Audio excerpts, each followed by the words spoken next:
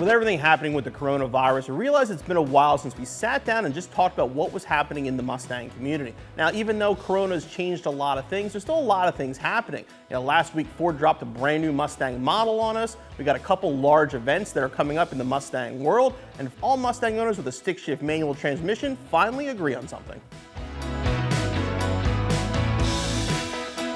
While there have been rumors floating around about this for quite a while now,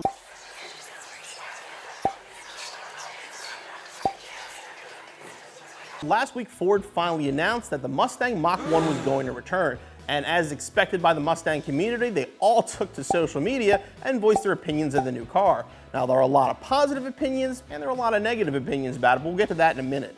Now, if you haven't heard yet, the Mach 1 is coming back in 2021, and basically, it's going to be a parts bin car. And what that means is they made a couple new pieces for the car, but they took a lot of pieces from existing models already to make one cohesive package. Now, the Mach 1 is going to take the engine out of the Bullitt Mustang because it's going to replace the Bullitt in the Ford lineup. So it's going to have 480 horsepower, 420 pound-feet of torque, which is definitely respectable. They're also going to be using the suspension from the Performance Pack 2 car, so you're talking MagnaRide, large sway bars, and an excellent handling car. Along with the Brembo brakes, the Mach 1 should be a real track threat. It's going to fall in line right below the Shelby GT350 and above the Performance Pack Mustang GT. But let's talk about the parts bin, because that's a lot of things people were complaining about. They're expecting the Mach 1 to be a brand new car. It should be all new. A lot of people wanted it to have the 5.2 liter engine. Well, the reason Ford didn't do that is they already have a Mustang with the 5.2. Now, it's a flat plane crank, but it's the GT350. So while the Mach 1 in 03 and 04 fell in right below the top of the line Cobra, well, now it's actually going to be the top of the line GT right below the two Shelby models. So you have your GT500 with the 5.2 supercharged, you have your GT350 with the 5.2 flat plane, and then you're going to have the Mach 1 right below it as the highest offering with the 5-liter Coyote engine. Now let's go back to the whole parts bin build for a second. And what they did with the Mach 1 is, yes, they raided the parts bin, but they took a lot of the best parts from these other cars to make a new model. Now let's start with the engine. Yes, it's the engine from the Bullitt. The Bullitt engine is the 5-liter Coyote found in the Mustang GT, but it features the GT350 manifold, oil filter adapter, and also the oil cooler, which is all going to make a better engine, especially on the track, and make more horsepower. Now, as far as transmission options, the 10-speed is available as long as you don't want the handling pack. The exciting news for the stick shift guys is the TR3160. Now, that's the 6-speed manual found in the GT350 that now has found its way to the Mach 1. Now, other parts it's taken, you got the Performance Pack 2 suspension, you've got toe links from the GT500, you have the rear spoiler also used on the GT500. So again, it's taking a lot of parts from the Bullitt, both Shelby models, to produce a car that should be a really, really effective car on the track and a lot of fun to drive. Now, on the outside of the car, they redesigned the front end, and a lot of people are saying, hey, it looks like a Focus RS. Well, in my opinion, there's nothing wrong with that. I love the way the Focus RS looks. I think the front end looks great on the Mach 1. I think Ford pretty much nailed it. Now, I wish the upper and lower grille would match a little bit better, but beyond that, I think the Mach 1 with the right parts, they really made a great looking car. There's going to be several different packages available on the Mach 1. You're going to have the appearance package and then also the handling package.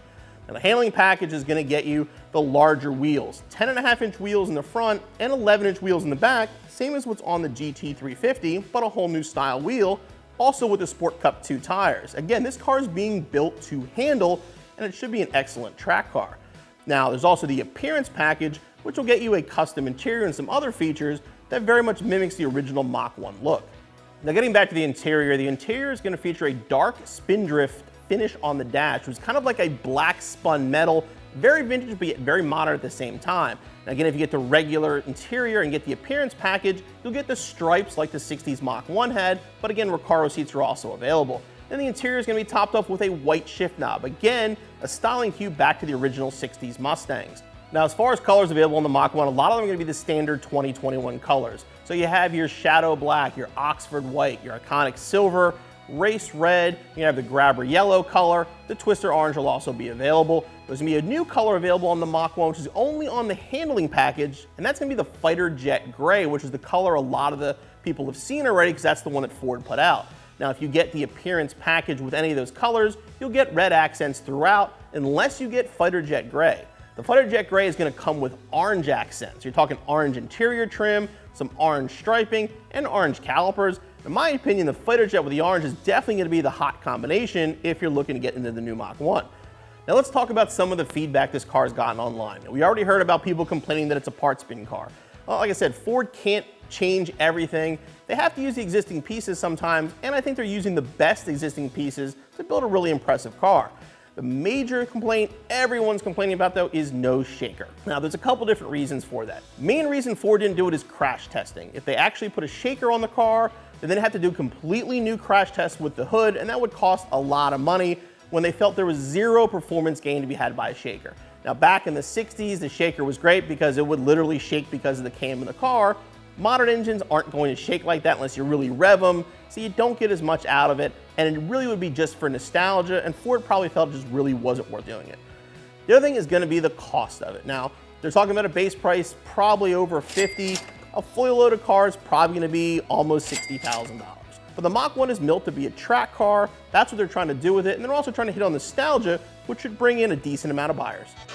Now, speaking of the MT-82, that's the 6-speed transmission that Ford has used from 2011 all the way up through the current Mustang GTs. And since these cars were built, people have complained about that transmission, that it's notchy, that it locks out at high RPMs, and all kinds of issues with it. And, upgrading the clutch, upgrading the shifter, it'll all make it better.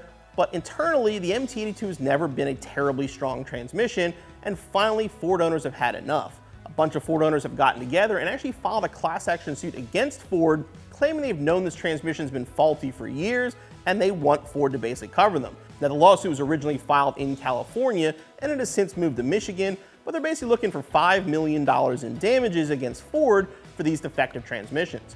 Now, between 2011 and 2020, Ford has sold about 750,000 Mustangs. Now, figuring maybe 20% of them were MT-82s, you're talking about 150,000 cars on the road. Now, if this class action suit would go through and they would somehow win this lawsuit, you're talking about maybe 150 to 200 bucks per owner. So it really isn't going to, it's not going to be enough to fix your transmission. It's not going to be enough to change your transmission. Basically, in the end, it's just going to hurt Ford because they're going to have to pay out for something like this. So as far as the lawsuit goes, it's like, is it worthwhile? Well, the transmission has had issues and a lot of people have complaints, so they'll let the courts decide if it truly is an issue with the MT-82. The coronavirus and all the restrictions that came along with it have definitely changed the Mustang landscape this summer, and there's a lot of events that got canceled, a lot of stuff that got rescheduled, but it seems we're finally getting over that hump a little bit and Mustang events are starting to come back. Last weekend we had the NMRA second race of the season. They finally were able to hold that down in Atlanta. And then we have two huge events coming up at the end of July. Unfortunately, they were both rescheduled from earlier, and they were both rescheduled on the same weekend. But at the end of July, you have your choice of Ponies and the Smokies down in Tennessee. One of the areas that 2020 has been really challenging has been when it comes to Mustang events. Many of them have had to be rescheduled and or canceled. Now, one of the most recent ones that had to be canceled was Ponies and the Smokies. Now, originally it was scheduled for March. It got rescheduled for late July, but because of an uptick in cases in Tennessee, they've gone to a state of emergency and the event had to be canceled. At the end of July, there still is Ford Carlisle. And at this point, Ford Carlisle is still a go. I do want to mention every year for Ford Carlisle, CJ Pony Parts sponsors the Pony Trails event, which is a cruise from CJ's over to Carlisle. Now, because of the reschedule and the events this year, we are canceling that event. So there will be no Pony Trails this year, but I guarantee it will be back next year. So that leaves the one granddaddy of them all, Mustang Week. That is definitely the biggest event when it comes to Mustangs every year. And as of now, Mustang Week is still planned for the first week of September. Now, hopefully everything gets better by then and everybody can enjoy Mustang Week. We're going to keep an eye on it and we'll see how things go. 2020 has definitely created a lot of challenges for us here at CJ Pony Parts as a business and as the Mustang community as a whole. But as always, Mustang people stick together, and we definitely plan on having a lot of good content for you guys coming up. So if you haven't already, click that subscribe button and make sure you keep it here at cjponyparts.com.